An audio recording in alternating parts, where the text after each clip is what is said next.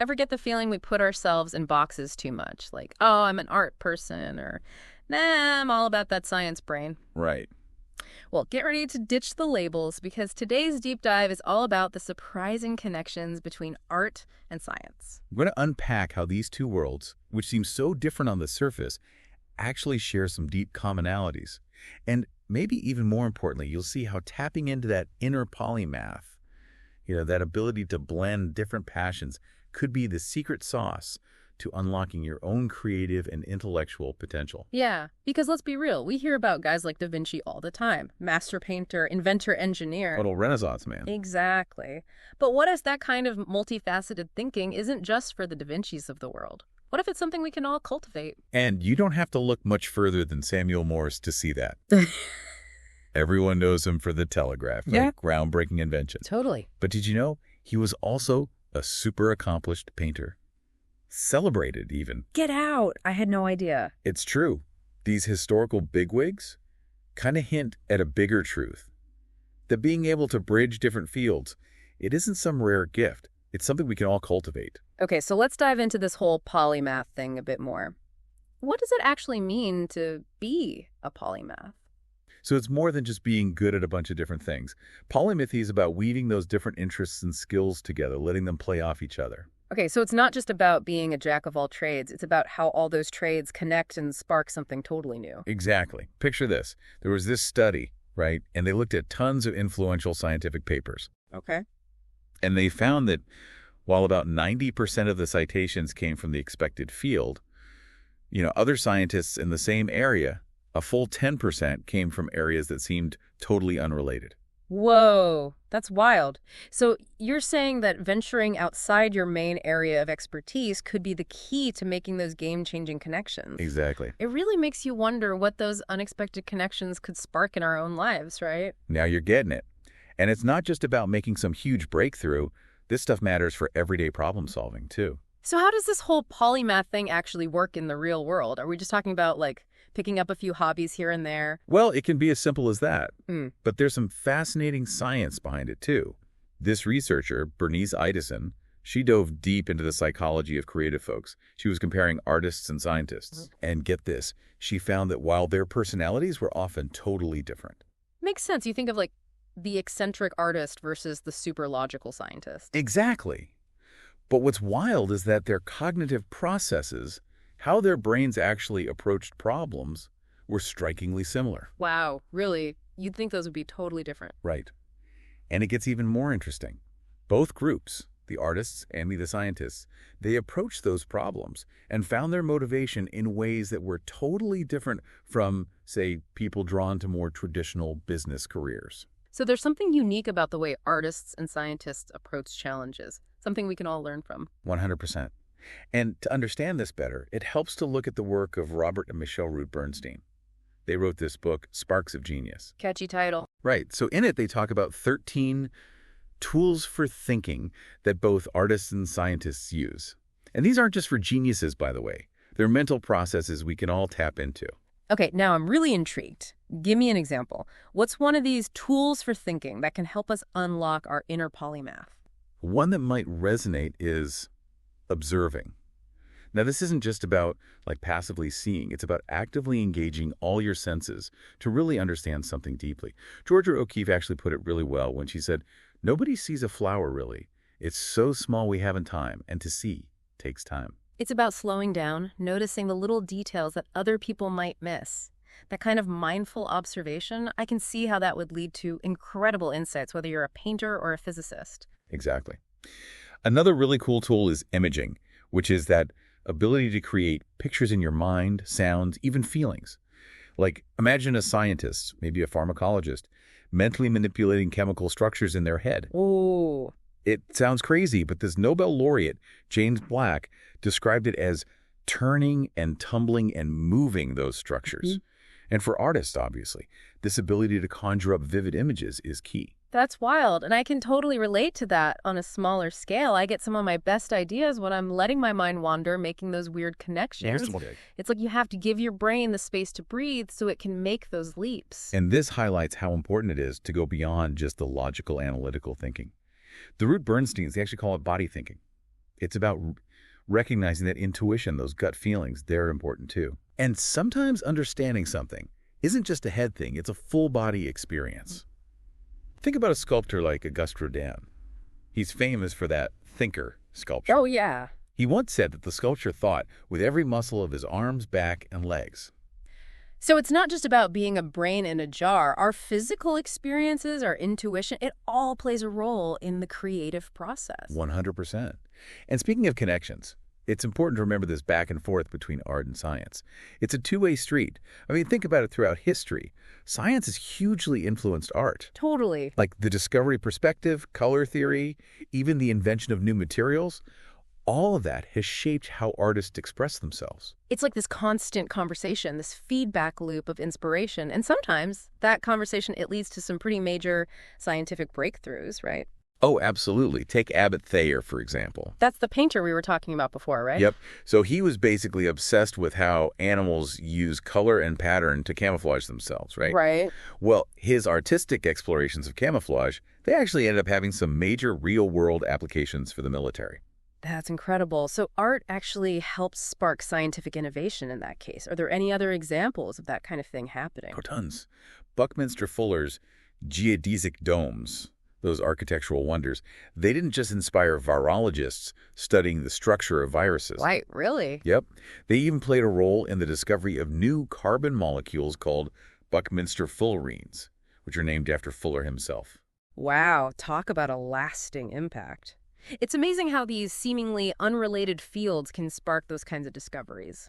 But, okay, how do we actually apply this stuff to our own lives?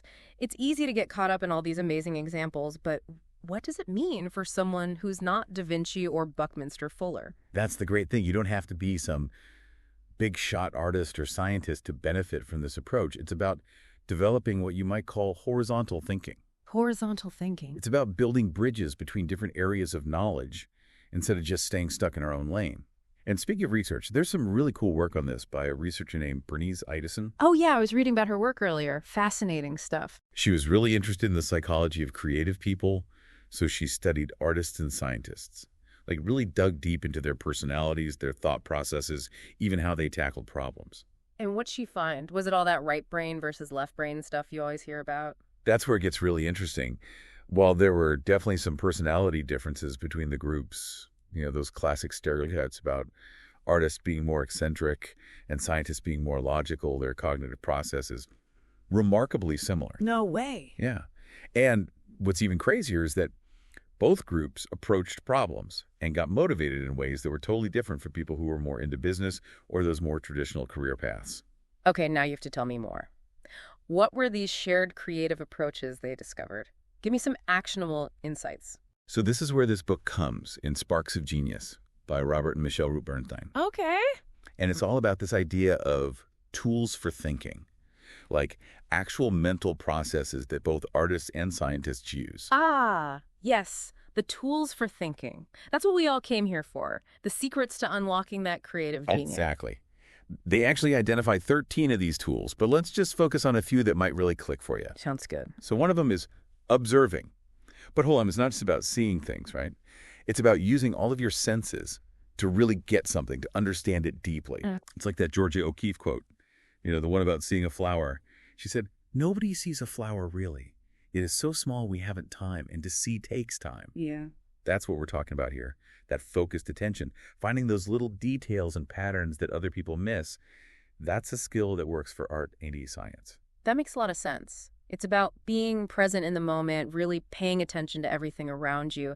And like you said, catching those little sparks of inspiration that other people might just walk right past. Exactly. And it's not limited to just the visual stuff either. Bring in all your senses. What do you smell? What do you hear? What do you feel?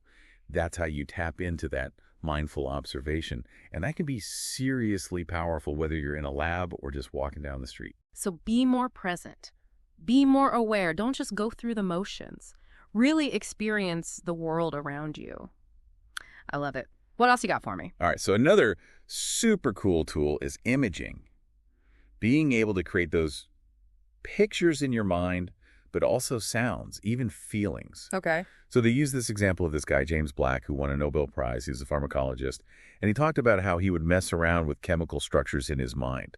Like he could see them and turn them around and everything. Yeah. And he wasn't kidding. He actually described it as turning and tumbling and moving those structures, which for artists, being able to make those vivid images is obviously huge. I can totally relate to that. I'm a very visual thinker myself. A lot of my best ideas hit me when I'm just kind of spacing out, letting my mind wander. It's like you have to give your brain the space to make those weird connections, you know? Exactly. And that's what's so cool about this next one, too.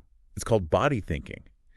And it's not just about, like, dancing or sculpting, though that totally counts. Okay. It's more about recognizing how important intuition is, you know, those gut feelings, and how sometimes really understanding something, it's not just a head thing, it's a whole body experience. Okay, yeah. Like there's this famous sculpture by Auguste Rodin, the thinker. Yeah. Well, he once said that his sculpture, it didn't just think with its head, it thought with every muscle of his arms, back, and legs. I love that. It's like that aha moment. You feel it in your whole body, not just in your brain. It reminds me of this metallurgist I was reading about, Cyril Stanley Smith, who could actually feel the properties of different metal alloys just by thinking about them before he even touched them. Like he could understand them on an intuitive level. Exactly. And here's the thing. It's not a one-way street with these tools. It's not just art helping out science. Science has actually shaped the way we make art throughout history. For sure. I mean, think about it. All those breakthroughs with perspective and understanding color, and even the invention of new materials, that's all influenced how artists do their thing. It's a two-way street, this constant conversation between art and science. And sometimes that conversation actually leads to some big scientific discoveries, right? Absolutely. Like Abbott Thayer, the painter we talked about, who basically figured out camouflage through his art. He was so into how animals use color and pattern to blend in, and his observations, they actually helped develop military camouflage. It's crazy how those artistic insights can turn into real-world scientific applications. That's amazing. Any other examples of this art-inspired science out there? Oh, there's tons. Buckminster Fuller, you know, the geodesic dome guy. Yeah. Well, those dome designs of his, they didn't just inspire people who study viruses. No way, really? Yep. They actually helped with the discovery of completely new carbon molecules. Yeah. They're called Buckminster Fullerenes, named after Fuller himself. Wow. Talk about a legacy. It really goes to show you these fields that seem totally separate, they can spark some seriously incredible discoveries. And that's the big takeaway here. It's not about becoming some kind of Renaissance person. It's about realizing that all our interests, even the ones that seem totally random or unrelated to our main thing, they can actually make us more creative. It's like cross-training for your brain, right? Just like how athletes train in a bunch of different areas to get better overall. Doing different things, exploring those different interests, that's what makes your creative muscles stronger, no matter what you do. Exactly. It's like that saying, if all you have is a hammer, everything looks like a nail. But when you have a whole toolbox full of skills and ways of looking at things, that's when you can get creative and find new solutions. And you might be surprised at the connections you start to see between those interests. Maybe your love of history will totally change how you approach your business strategy. Maybe your passion for cooking will make you invent something totally new for your kitchen. You just never know. So for our listeners out there who might be feeling stuck, like they're boxed in by their job or their field, what advice would you give them to tap into this polymath approach? Don't be afraid to go for it. Sign up for that pottery class. Dust off that old telescope in the attic. Listen to a new kind of music.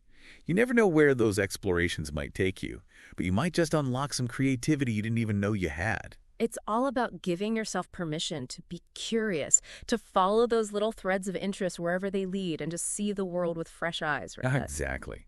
And remember, have fun with it. Polymathy isn't about adding more to your to-do list. It's about making your life richer, trying different things, and looking at the world from all these different angles. So everybody out there, it's time to embrace that inner polymath. Find what you're passionate about, make those unexpected connections, and see what happens. You might just spark your next big idea in the most unexpected place. That's it for this deep dive into the surprising link between art and science. Until next time, stay curious and keep those passions burning.